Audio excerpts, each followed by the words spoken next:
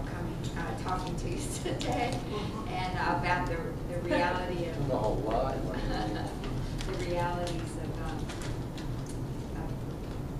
getting hired, and how what they look for. And this is Joe Badali, and he has been a friend of mine for a long time, and he was at Salem Elementary School principal for a long time, and then he decided to retire and go to a Catholic school. Now he's is it St. John? Oh, that's right. St. John?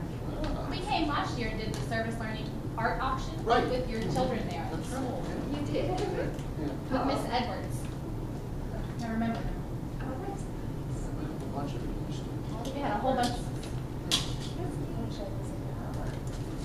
So I've invited him each semester to come, and he interviews his teachers and talks to them about what he should say and what they wish they had known before they got into the job, that kind of thing. A lot of the problems that you have when you get into teaching, there's no way you could be prepared for that, even though we try to prepare you ahead of time to know what those problems are going to be. Until you live it, you really don't know what you'll be able to do. And I think, I know I've told you that so many teachers leave the profession after the third year because they can't do the discipline work. So hopefully you'll all be able to do the discipline work. But then another part that was the parent working with parents. And so we've even dwelled on that a lot in our class, even though, and you've interviewed parents and you've interviewed teachers, but some of that you just won't know until you get there. But Joe Badali, yeah, he's also a graduate of ODU and was on the alumni board for a long time. So he's very akin to ODU and comes often to help us out. So I'm sure others will be coming, but I don't want to take away from your time. So why don't you just start chatting with us? All right, and that's what I'm going to do. If you don't, I'm going to sit. Is that all right? That's great. Usually I stand up and walk around because you learn when you teach the moving target's harder to hit, but I'm getting older, my knees are getting weaker, so I'm just going to sit and yak with you a little bit today. Like Dr. Kersey said, she and I go way back. I did my undergraduate work here. My graduate work I did here. I have an EDS through George Washington. I usually don't talk too much about it. I got that. My wife has her reading specialist degree, master's degree from here. She's an undergraduate from Pennsylvania, Edinburgh. And my daughter has her bachelor's in political science from here. You already heard that she's screwed out west. So, yeah, alumni board, very close ties to the university. I love coming here because it's my life. I look at it as my little give back to the school. I'm very proactive for new students to get hired out there and to look good out there. I've seen the good and the bad and the ugly over the years, and that's what we're going to talk about today. My assumption is that you guys are the good. I know this for a fact, that you're well prepared when you leave Old Dominion to go out and have all the weapons that you need, the tools to go out there and have little bag of tricks to do the job. But it is a job. The thing I learned, not only as a teacher and as a school administrator, but also as a dad, watching my daughter graduate and get out into the world, is there's a transition period. You all been going to school, and that's cool. That's the way it goes. Most of you, I would imagine, everybody has their own unique story, but generally, graduate from high school, go to college, college thing, maybe had a couple little jobs along the way, doing something, maybe working in the daycare or waitressing or whatever. Some of you might even come from high-powered jobs and decide you want to teach, which is even better. But now you're going to get out there and get the job of teaching. And that's the first thing I want to talk to you about. It is a job. It's not a hobby. It's not something that you can do a couple days or a couple weeks and then go, well, gee, really want to go with my friends to Cabo. There's no Cabo anymore. There's 24 kids in the class that need you on a daily basis. So, you know, you can pretty much forget that. You get those lovely 3 months or so in the summer and that week at Easter and Christmas. That's your Cabo time now, okay? So get used to it. You're going to pay more because those are premium times. But if you decide to get into the career of teaching, that's one of the things that you get. There's a lot of advantages, a lot of disadvantages in teaching. You'll learn what those are as you go along. As Dr. Kersey said, I like to talk about the realities of being out there. And I have two perspectives now. 30-some years in the public school system, all in Virginia Beach as a teacher, 5 years as an assistant principal, and the rest as a principal. Several different schools. And then for the last 4 years in private school, Catholic school, which is a whole different ballgame. And again, advantages and disadvantages to both. The primary thing, of course, money. Public school pays a little bit better than private schools do. That's just the way it goes. But there are advantages to that also. So we'll talk a little bit later about those things, which way you want to go. What do principals look for when they're hiring? Well, I always like to start off this way. But way back in 1979, Thomas Wolfe wrote this book called The Right Stuff. It's about the first 7 Mercury astronauts. Maybe you saw the movie one night on TV about these guys that broke the sound barrier back in the 50s.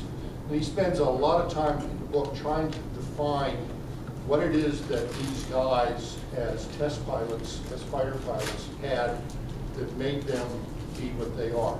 And a lot of people think, well, you know, all you need is a lot of guts.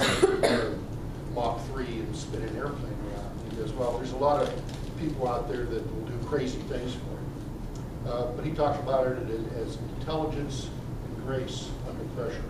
And I think that pretty much defines teaching, too. There's pressure all the time. And you have to be intelligent and you have to have grace during the whole thing. You are paid professionals to do a job. So if I was going to say anything, I'd say that's what the principals look for, that person that has the right stuff. Now, how do you show that? The hardest part about my job as a principal is the interview and making a decision on who I'm going to hire. You come into me, I have whatever lovely paperwork you have filled out. Some of you come in with these portfolios like this thick.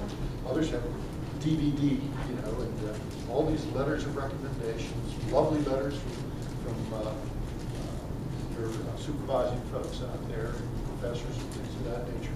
And then I sit down and we chat for 25 minutes, maybe 45 minutes, maybe an hour, depending. And I do that with a whole bunch of people, and then I have to make a decision who gets to come in and affect children in my building for the next 3, 5, 10, 20 years, whatever. And full knowledge that your ability and your achievements directly reflects on me as a professional also. So imagine that pressure, trying to deal with that. So we do anything we can. Believe it or not, right now, you're being interviewed. You never know. You may wind up over at the door St. John's here someday. Or you could very well wind up over at Virginia Beach School in the presence of a former colleague of mine who just might call me and say, Joe, this gal's from ODU, this guy's from ODU, and Joe Stokes, what do you think? Well, you just never know. I know you've heard this in your undergraduate work also, at least I hope so. One of the things that's catching up with people right now is this Facebook deal. You guys all have your Facebook page, and it's a lot of fun. You got zillions of friends, guilty too, I have one. But you've got to be very, very, very careful what you put out there, because employers now are looking at those things. Mothers are looking at those things. That's where you've got to watch yourself. So please, please, please, nothing on that Facebook that you wouldn't mind having out a marquee in front of the school. See the marquees in front of the school, you know, PTA tonight? Imagine we get on Facebook up there, because people are going to scoop to that right away because they're going to try to glean information from it. Mothers are hungry, hungry, hungry for information about who that person is. that has their baby in the room all day, and they're going to be looking, and they're going to be talking. One of my famous sayings I do all the time is that if you don't think they're not talking about you in line with the 7-Eleven or out on the soccer fields, you're crazy. Once you become a teacher, you are a mini celebrity, and they're watching everything that you're doing, especially the private school sector. But They- should you they friend? sit around. Should you friend a parent? Never friend a parent. Okay, I thought that's what you were going to say. Listen to this. Further than that, forget Facebook for a second. No parent, ready? No parent is your friend. You think I'm kidding? That'll come back, bite you on the tail feather so hard that you'll scream bloody murder. Any mother out there, who's a mom? Okay, you know what I'm talking about. It's inbred. You're hardwired to advocate for your child. That's just the way it is. And you should be. I'm not taking that away from you. But mothers will do anything to give their child just that little extra edge. They will come in, especially the primary teachers. Out there you get in pre-K, K, 1, 2, 3. They're in, oh, hi, I'm Julie. Nice to meet you. What's your first name? Oh, we're going to be good friends. You know, I'm going to bring you cupcakes. Why don't we go out, get our nails done? Blah, blah, blah, blah, blah. No. No. Am I solid on this? It'll come back. Sooner or later. Maybe not that year, but somewhere along the line. Look at this grade you gave my car. How could you do that to me? I thought we were friends. And it gets worse from there. It seriously does. You are a paid professional. We don't do the job for free. It's work. You get paid. It's a job. And there are certain standards that you have to have. I say this to you, ladies and gentlemen, because of all the years that I have had to deal with these things along the way. Any teacher out there is tap dancing in a minefield on any given day, dealing with something very unique, somebody's child, their most serious, precious commodity. You can mess with their money, you can mess with their husbands maybe, but you better not mess with their child. I'm not sure you should mess with us. Well, I'm not saying that either, but you know what I'm saying. That's the one area you never want to go to. I think I said this, but I'll say it again. I'm looking for somebody with the correct work ethic. It's a job. I expect you to be at work. I expect you to do your work. And I expect you to go home. And guess what you're going to do at home? Work. Okay? Hear me now. This is not a 9-to-5 job. Okay? Every year, and I think there's one recent, I should start cutting them out, but every year there's that letter to the editor from some teacher somewhere who means something righteous, but they sit there and complain about all the work they have to do. Well, guess what? So does everybody else. And you're not the only person in the world that takes work home with you. That's the way it goes. You know, I had teachers once complain, work. Paperwork. I said, well, be specific what paperwork you're talking about. And she said, well, yeah, I'm grading all these papers. Hello? That's what you do. That's part of the job. You know, you have to grade the papers and do everything it needs to do with it. Now, technology's helped out a lot over the years. We have, you know, all this electronic grading and grade book and things of that nature, which becomes a double-edged sword too. We're finding out. We have St. John's. We have Edline, which is great. And when we got it, I stood up with faculty and said, I got good news for you. The good news is we have Edline. Bad news is we have Edline. And you put those grades up on this side, it's like a window. You put them up here, and the parents on the other side put those grades. Before there was a little lag. You give a test, you could take it home, and maybe a day later you get around to pull that stack of papers out, grade them once a week, watching your soap opera or whatever, get them ordered, blah, blah, blah. Now, kid takes the test, the parents are asking by the afternoon, what's the grade? Whereas how come it's not up there? You get very demanding on these things. So, you know, again, advantages and disadvantages. So then what's the downside? The parents then complain to you about parents are watching every single grade. Case in point, we just had a science fair in our school for our middle school, 6th, 7th, and 8th grade. My advantage on that is I'm a former science teacher. So, although back in the ancient days when I taught in the 6th grade and we were in the elementary school, I did a science fair project. So I know how science fair projects are supposed to work. So my teacher, pretty standard operating procedure is she'll get together with some of the other science teachers in the area, and they all have science fairs at their school, and they form a panel and go to each school and they judge the science fair projects. Hear me, judge, not grade, judge. Okay, who grades the science fair projects? The teacher, the science teacher. Okay, is a science fair project an art project? Yes or no? Yes. Parents project. No, it isn't. No, I don't care what it looks like. It has to have those 7 steps that are prescribed in the syllabus that goes out. It follows the scientific thesis and project. Get those things in. I saw students that when we went through them and looked at them, they look beautiful. They're all on the bifolds. They've got letters cut out. They're flashing lights. Things are moving on. Smoke's coming up. Da da da da da da da.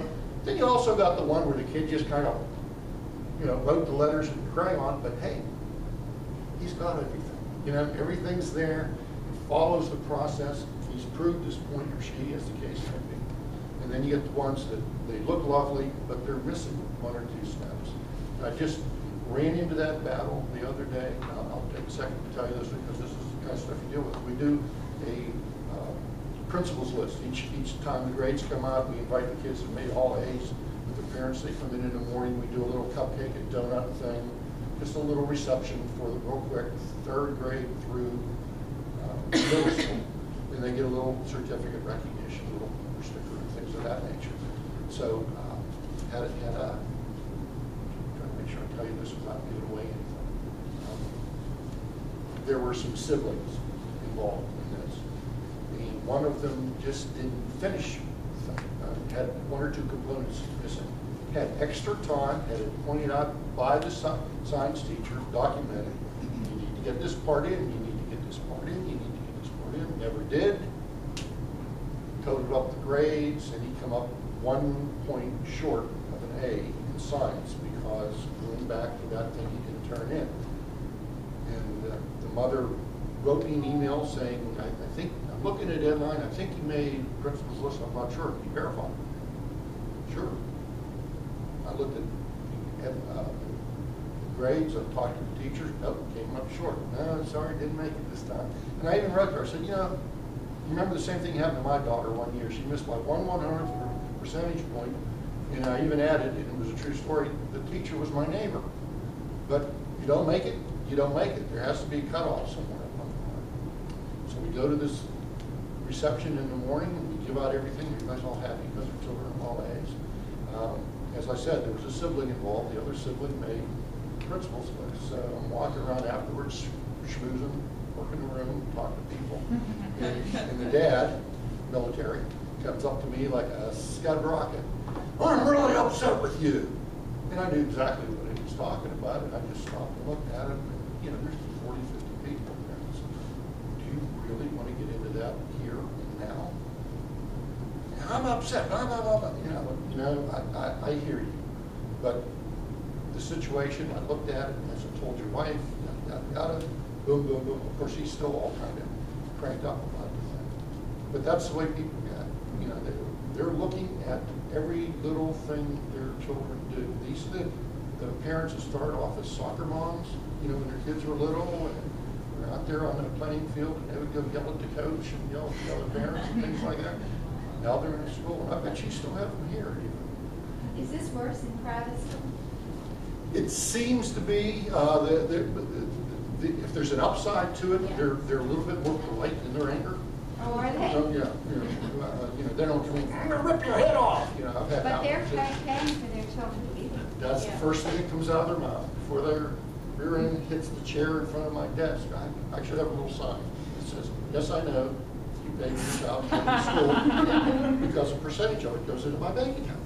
Because you pay me to run the school. But that's some of the things you deal with on a daily basis. they threatened not to send them next year. And they'll Yeah. do that, yeah, and we're gonna talk about how that affects them too, I hope if I can get to it. Again, the point I wanna make is you're dealing with people, you're dealing with parents, you're dealing with other teachers, you're dealing with administrators, you're dealing with children. And you have to be able to flex your personality to deal with all that. I would say, you know, Dr. Kersey said earlier about people after 3 or 5 years of teaching leave. I would say most of those teachers leave not because they can't teach a lesson, it's their inability to work in the environment. They can't, either they can't manage the classroom, or they can't manage parents, or they can't deal working with other teachers, whether it's people on their own grade level or specialists you have to work with, special ed teachers, music teachers, science teacher, teachers, things like that. Or they just can't deal with the administration. It's too much work for them, or it stresses them out, things like that. You have to be very flexible. You have to be open for everything. And that's what I'm looking for. And that's what I watch, especially that first couple of years, is are you going to be a team player? Are you going to see the big picture of what's going on? Teachers tend to be pretty territorial. You get in your classroom and you become like a mother wolf. You know, this is my den, these are my kids, and I'm going to protect it. And that's cool, I understand that. But you also have to work within the confines of the reality that it's a job. It's like anything else. And you have to be able to work with those other people. Of course, we want to know that you're current on what's out there in curriculum. I assume if you're graduating with a decent degree from a decent school, you know all those things coming in. You know about differentiated instruction, all the buzzwords that are out, and that'll change over the years. It's changed since I've started doing these little lectures. The technology and things. As you may be aware of, in the beach, this year they put Promethean boards in every classroom in every school. Yeah, and what a huge expenditure that was, and that shows their commitment to the technology. At St. John's, we're struggling to get Prometheans in each room. Usually I've got a couple parents that are, for lack of a better word, they're loaded. They own their own company, always manage to put their child in a room without a Promethean board, and then they write a check and buy one. Again, one of the things that's different between public and private school. So we're slowly getting Promethean boards in every room, interactive whiteboards or whatever you want to call them, because that's the cutting edge technology right now. And especially, again, in a private school, those parents, remember, what are they doing? Paying, right? So they want to see all the bells and whistles.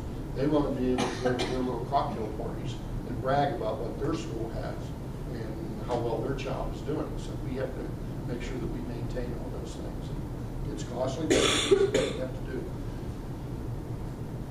Years ago, when I made the decision that I was going to leave the classroom and become a principal, I started dutifully signing up and taking all those graduate level courses that would give me my certificate. And each professor would start off handing you the syllabus with the things that you needed for the course work in that particular class. And somewhere along the line, right at the beginning, they would always say, you know, you guys are all going to be principals at some point. The principal needs to set the tone for the building to be able to verbalize what that is. And then one day, all my ducks fell in a row, and I got a big call, and they called me downtown. They gave me the keys to Brookwood Elementary School and said, go forth and be principal. Pretty much that was it. And I went, wow, I guess I better get a vision, you know, and be able to articulate. And one of the things that was ticking in the back of my mind, and is still prevalent there, is, and this may sound superficial to some of you, but I think if you look at it, if you peel it down, it really rings true, is I believe that one of the things we have to do in education, whether it's public or private, is to make sure that we are professionals. And by that I mean, you know, there's that old saying, to be called a duck, you got to walk like a duck and talk like a duck and sound like a duck. It's the same thing with us. If you want to be considered professional, especially in a private school where most of the clientele is middle to upper management, then you're going to have to present that aura of being a professional. How do you do that? Number one, you dress like a professional. Guys are college people right now. Their shorts, flip-flops, things like that. It's cool. What am I wearing? Suit. Because I'm a principal. What do principals wear if you're a guy? suit and tie. The only time you'll see me in khakis and a golf shirt is when we have, you know, a spirit day, and I'm wearing the St. John's insignia on my shirt. I allow teachers to do that. We do that once a week. To tell you the truth, I hate wearing a tie, so I'll get one day where I don't have to wear a tie. But the rest of the time, the trade-off is if I let those teachers one day a week wear their St. John's shirt and a nice pair of jeans, that means 4 days a week, I want you dressed just a little bit better than what you think you would need. If I go up to you and say, are you going on a field trip today? And you're not, then you'll be sent home. And I've done that. And let me tell you, folks, it only takes me doing that once in a building to send the word out. There's nothing worse than coming to school and being told by the principal, that's not proper for school. Just picking on you. Just like, remember the lady with the UVA shirt on? Have you told them about that one? I was in here 2-3 years ago, and there was a big group in there. And Dr. Kersey nicely introduced me and gave all the information about being on the board and things of this nature. And I'm talking and looking around, and there's a little lovely lady sitting over here with a UVA sweatshirt on, University of Virginia. And I just couldn't let that go. And I was nice, but I know she was mortified. I just stopped and said, what are you doing on my campus with a UVA? I said, how many kids right now do you think up at the University of Virginia are walking around with an Old Dominion sweatshirt on? I guarantee you nobody. I've never seen that since here. We took them off. But I digress. Professional. You know, walk and talk, act, dress. You're going to be interviewing soon. Buy the interviewing clothes.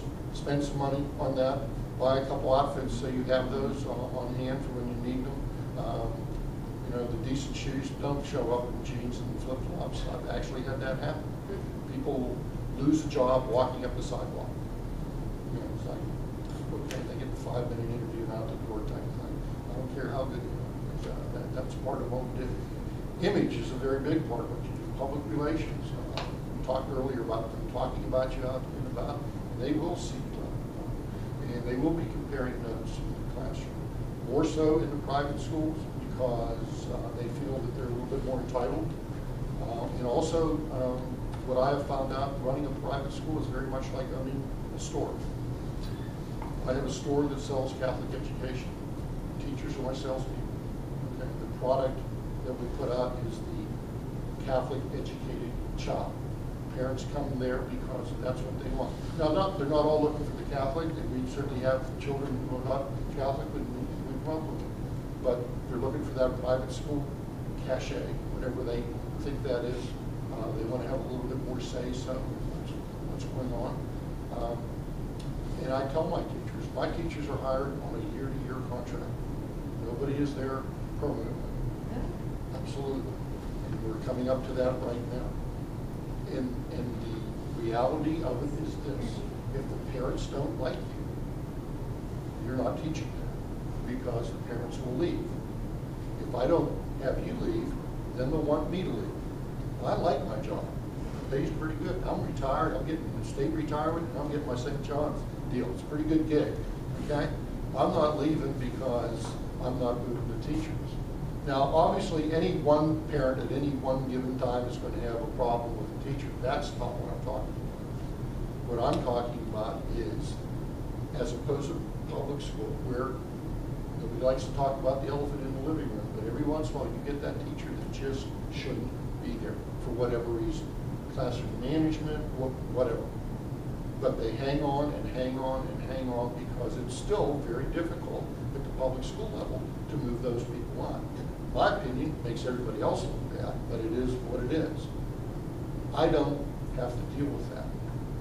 I just go down to the classroom about this time of the year, sit down with the teacher on her break or his break, and let them know that I'm not renewing them for the next year. I'll be glad to let them know why.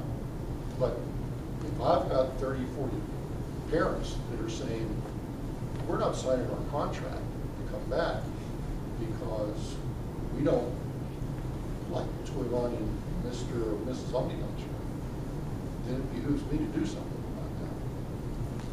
If I was running Beach Ford, selling Fords down here, and I had a couple salespeople that people didn't want to go to, they got a reputation of being not courteous or not following up on, how long do you think that salesperson would last with the job? It's the same thing. So this is the time of year when I have my teachers coming to me, because we have a very small school. There's only about 280 kids in the thing, pre-K through 8th. They're going like, well, what am I going to be teaching this year? So that's up to you. You got to be in there, be a good teacher, use your public relations skills, let the parents know that you like their kids, that you're fair, you're honest, you're competent, you're doing the job the way it needs to be done, and you'll have a job. But if you're not, then it's very easy for me. We work in what's this called, a free will state, I think it's called. That terminology is probably wrong, but you have no right to a job. You can be fired at any time or let go. That's not true. It is, but it's still extremely difficult to do. There's that false image of tenure, as we all know, that really isn't there. But to be honest with you, from an administration point of view, it's so much easier just to move somebody on to someplace else, or make them so uncomfortable that they'll hopefully choose to go do something else. I have sat down with people and said, you know, there's no nice way to say this. You're not a school teacher. You may be really good at something else, but you're not a school teacher. You really need to be doing something else. And you do this during their break. I'm sorry? That's what I was going. I'm sorry? Yeah, so you do this during their break. I'm ready to go to class. Of course not. Because I could, if No, that no, was me, kids wouldn't be doing anything the rest of the day. Absolutely Like, all right, not. we're forced. It would be like anything else. It's a matter of time. You know, you've got to know when to do these things.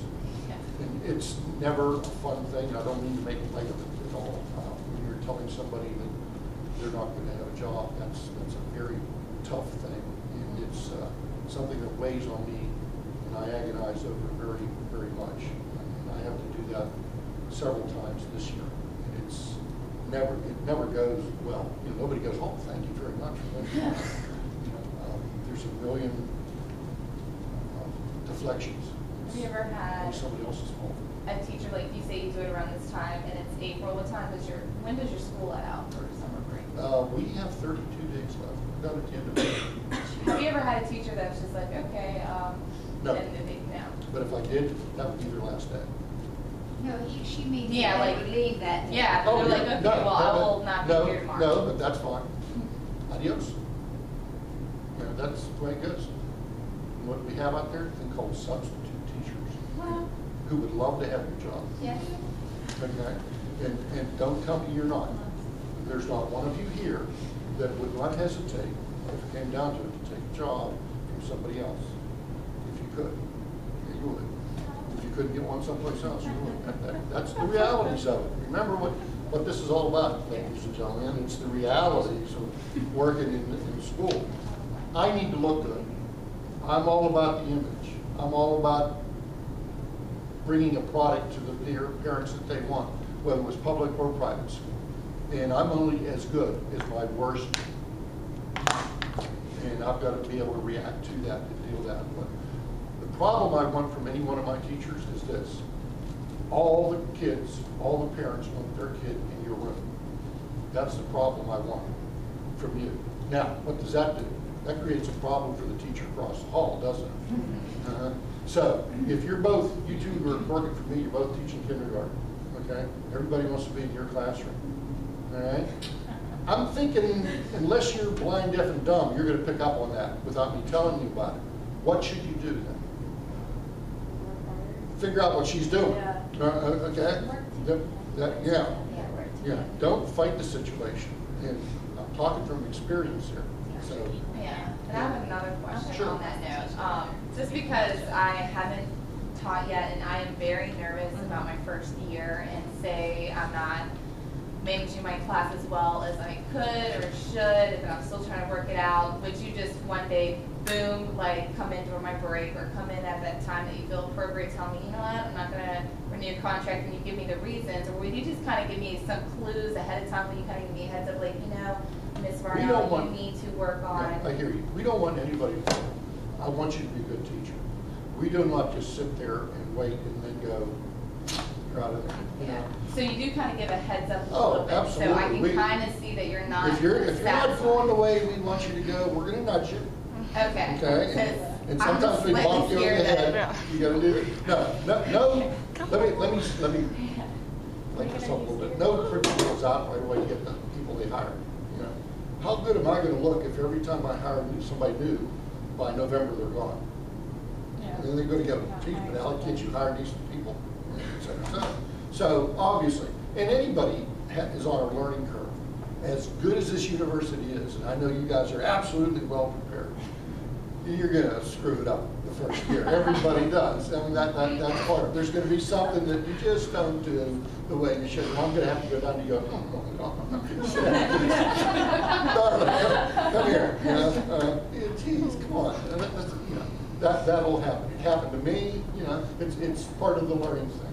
The public school systems in their infinite wisdom, they stick you on that P thing, P1, probationary 1, 2, and 3, and that's part of that. But it also allows them in that 3 years to let you go without cause along the way too. But it's, you know, nobody's going to just sit there. Now, if you've done something absolutely seriously wrong, inappropriate with a child, lost it in the classroom, things of that nature, obviously something that's going to reflect poorly upon the image of the school or the safety of the school, absolutely be moved in that case. Those are pretty cut and dry things. It gets tough when you have to sit there and say, and this is, again, unique to what I'm dealing with now, is, you know, the community here, they just have negative vibes on me, you know, and she, well, what can I do? I said, I don't know. You know, once it's there, it's pretty much there. In this one particular case, I've already moved this person from one grade level to another, thinking, well, you know, maybe we didn't get the right place for this person. You know, you try to give it a shot somewhere. But after a while, if you're not seeing any improvement, and they're doing things that they shouldn't be doing, it becomes very obvious if you pointed them out to them, and they go, keep doing the same thing. Or worse, argue with them. You know, again, I need that little sign on my desk. This is not a discussion. I'm not discussing this. I'm telling you this is what I want you to do. And they still don't do it. And you know, that's a personnel management issue. But again, it reflects back to the whole school. And you're not going to have a problem with that because you just heard what I said. And you know how to play this game. I'm going to give you one other anecdote about this. It just happened recently in a public school. Student teacher, a good friend of mine who is a very well thought of third grade teacher in the public school system, who is one of those go-to teachers the principal will go to take a student teacher because they know she'll do an excellent job with them, and loves having student teachers. Took on a student teacher from another university here. Has something to do with the Phoenix, but I won't say what the name of the school was.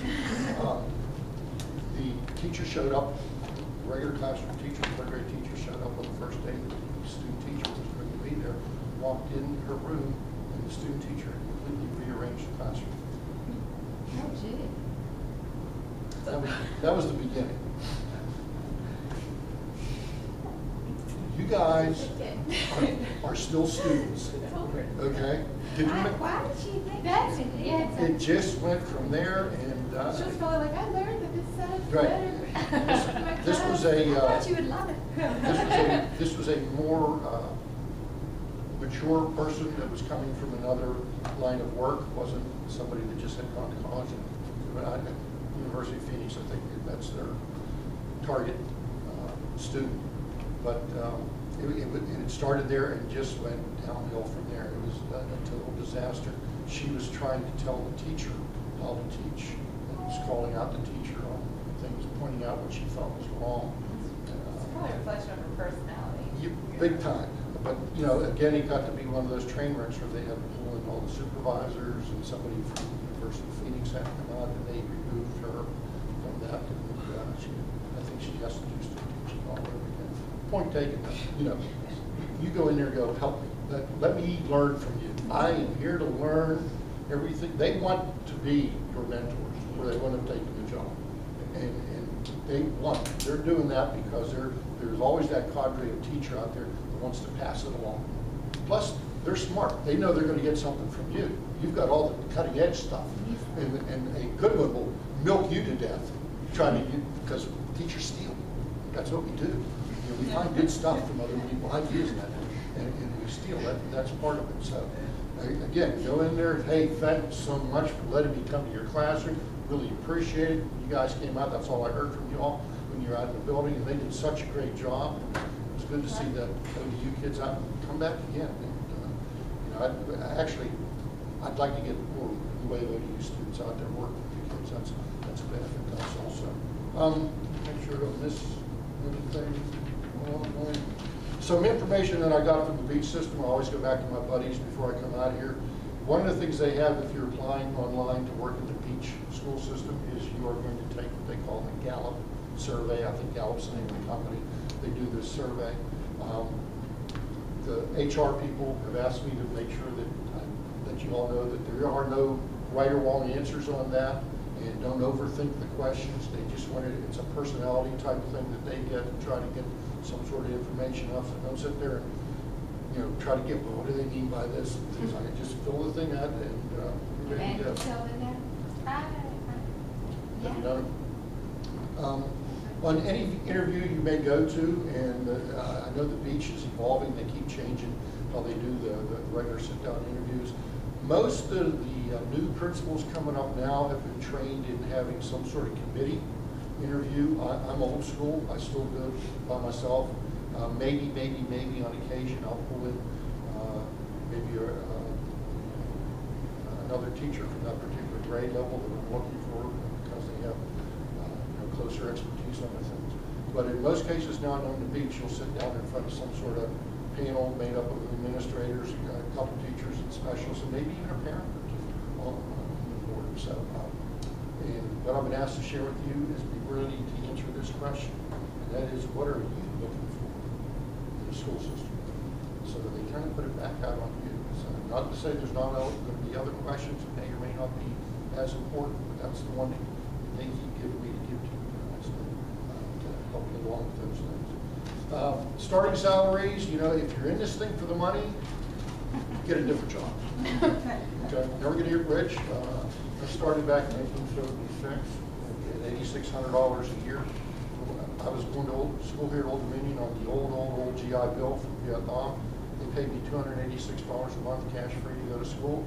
And I worked for $1.25 an hour, which was minimum wage at Sears and Pembroke, putting tires on cars. When I quit that and took my teaching job, I took a cut in spendable income the first year. My wife started in 1970 in the beach at $6,200. So we've come a long way. It's right under $40,000. I think it's 38 and change at the beach right now. The bad news is, of course, they have not raised that in 5 years. So if you're a fifth-year teacher at the beach, if your sister's a fifth-year teacher at the beach and you get a job this year, you're making the same. What if you have your master's degree? Master's degree, they give you a kipper. There's a stipend of about $3,600. I mean, wrong on that. 25 to 36 on that one. Private schools, less. The good news is I've been able to squeeze a raise for my teachers each year. The diocese, the bishop sets all that and sends it down to us. Of course, we have to come up with the money for it, and it's based on tuition. So what do we do when we raise salaries? Tuition. And of course, you reach a point somewhere of diminishing returns, so you have to be careful on that. Right now, I'm starting right at under $30,000. So there's about an $8,000 to $9,000 difference in starting salary, which may or may not sound bad depending on based on some other things. But there's, beach school system, you stay there 30 years or so, you're making 60, 70. My senior teacher is just making $40,000 now. I give $1,000 stipend for master's degree. Now, having said that, we don't work as many days. We just came back from, we do have things of, and I'm not going to get into politics and things like that, but we had the Easter break, you guys had spring break. We had Christmas break, you guys had midwinter break. I could set my own calendar during the year. I don't have to, all I have to do is make sure I get 180 days in. So we start counting on the calendar, and as I said, we're finished at the end of May, whereas the school system, the beach school system, I think they're finished like the 16th or 17th of June. We start earlier too, but everybody seems to like that also. Do you think it will be easier to find a job having a master's degree versus just a bachelor's degree? I have never known that to keep somebody from getting a job. Okay? Even in my situation where it costs me more, and I say that because when I was a principal in public school, I didn't care what they were paying. You know, I'd go for the one that I thought was best for the job. So I always get I get that question all the time: is the master's degree because you have to pay me more? Yeah, I've No. heard that now. No, absolutely no. I've never heard anybody say that. And again, even in my arena, of course, I'm only paying $1,000 more, so it's really not that much. In my book, if you have a master's degree, that tells me you made that extra commitment to the profession, and you bring more to the table. So absolutely, they're trying to hire me. So no, I don't see that anywhere. Teaching at, you teach at a Catholic school, is that right? I'm sorry? Are you principal at a Catholic school? Sorry. Now, yes. Do you look for teachers that are Catholic? It's also a good question. By law, I have to have Catholics on each grade level to teach, I'm sorry, not by law, by diocese decree, I guess, because we are a Catholic school, we teach religion, and you have to be a practicing Catholic to teach religion. Interesting, you don't have to have a degree to teach religion, but you have to be a practicing Catholic to teach religion. So because of that, I have to have at least one Catholic on each grade level to teach religion. So no, you don't have to be Catholic, but having said that, I work directly for the priest, who's the pastor. I have a young, hard-charging priest. He's about 48 years old. If you saw him, you thought he was the coolest guy in the world. He's got long hair, tattoos, rides a motorcycle. He has a black Corvette, but he is hardcore Catholic. And his big push with me was to hire more Catholic for the school. So if you have to be Catholic, no. Am I leaning towards Catholic? Yes, and I can in Catholic school. That's not a violation of any law. And again, coming from the public school sector, that was the toughest thing I had to learn to deal with, because I spent 30 years being the bastion of the separation of church and state in the building, and now I have to go in the other direction. The policies because it's a Catholic school. Yes, ma'am. You said you only had like 280 students, so your class sizes are significantly smaller. Significantly smaller. Say that again. Significantly smaller. That's why they write that check. I am geographically located right next to Red Mill Elementary School, not too far from Three Oaks, right down the street from Princess Anne. Those are all very good Virginia Beach public schools. My best friend runs Red Mill right next door. So again, why do they write a check to come to our school? Well, one, religion. Okay? And this also coincides with the reasons people come to teach you. And not in any order: religion, private school, it's relatively affordable, class size, and then we get into the politically correctness of it. Most of my parents who send their children to my school, I can say all of them for that matter, they send their children to school with a certain work ethic, a certain set of values, morals, behaviors, and they expect and demand that the child sitting next to their child behaves the same way. If I get a child that continually doesn't, they will not acclimate to the way we are at St. John's, and they are asked to leave. Can you say what your class sizes are on average? I try to stay in the small school. In the primaries, they now do at least a 20 classroom. But the largest class I have right now is 25 in my middle school, and I struggled with that only because it was the right thing to do to bring some of these kids in. And again, we have a revolving door at the end of 5th grade. We will get people who will leave after 5th grade because they perceive, right or wrong, that there are more advantages in public school, middle school, okay? And that's fine. You don't have this, you don't have that. No, we don't, and we're not going to. We're St. John's, it's just who we are. But then I get kids coming from public school to my middle school because there's one grade of 6th grade. well, this year too, usually just one in each grade, and keep the class size low. It's a little bit more of an intimate setting, and I don't have behavioral problems. My first year there, I had two boys get in a fight, and I suspended them for 3 days. They didn't even have the sense to deny they were fighting. They were brought to my office. Usually, public school, you guys fight? No, I was just messing with them, you know. But these two, were you fighting? Yeah. Okay, boom, you're out of here. And that sent, I should have taken them out to dinner because it sent a lightning bolt through my community. Like, you know, don't mess with Badali, he's not going to put up with that. And parents like that. They like the discipline of the Catholic school. You know, it's not like the old days when I went to school, we don't march down the hall doing this. But for instance, when I walk into a classroom at any given time, everything stops. Everybody stands up. Good morning, Mr. Principal. Good morning, children. When I walk down the hall, the child's coming the other way, and I go, good morning, Bobby. They go, good morning, Mr. Badali. How are you? And sometimes they even get it. How's Mrs. Badali? So it's a different world, and one of the reasons I decided to go there after my life in public school. So it's there are advantages to it. My teachers who are there, who have public school time, know that and are grateful for it, and are in a financial situation where it's okay with them. Sometimes some of the teachers that were there before me that have never been anywhere but St. John's, they don't quite appreciate what they have compared to other places. And again, not that there aren't wonderful public schools. I'm a major advocate of public schools. That's where I spent my entire life.